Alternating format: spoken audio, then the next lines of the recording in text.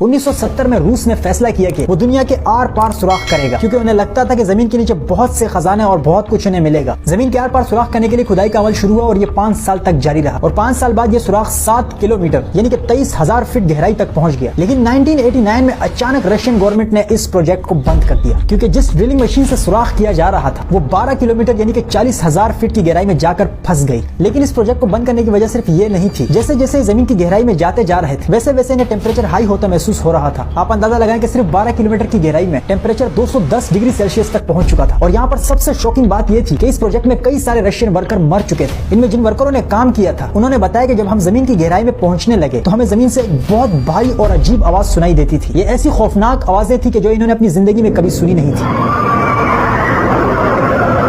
और इन आवाजों के अलावा जमीन के अंदर खामोशी कभी कभी बहुत ज्यादा फील होती थी, जिसकी वजह से इन्हें बहुत ज्यादा खौफ आता था। और जमीन के अंदर जैसे जैसे घुसते जाते थे इनको अपना आप बहुत भारी महसूस होता था, जिससे ये बात पता चली कि जमीन के अंदर जैसे जैसे आप जाते जाएंगे तो ग्रेविटी यानी कि कशिश शकल मजबूत होती जाएगी, यानी जमीन आपको अपनी तरफ मजीद जोर से खींचने लगेगी। इन पुरस्कार चीजों के अलावा एक चीज ये भी थी कि जमीन में जिस रफ्तार से ड्रिलिंग की जा रही थी उस हिसाब से ये लोग 1140 साल में सिर्फ जमीन के आधे तक पहुंच पाते। तो सोचे आर पार निकलने में कितना टाइम लगता। बहरहाल ये आज तक का जमीन पर इंसानों की तरफ से किया गया सबसे बड़ा सुराख है, जिसे Kola super deep bore hole के नाम से जाना जाता है। और इस प्रोजेक्ट को खत्म करने के बाद इस सुराख को हमेशा के लिए वेल्ड करके बंद कर दिया गया है।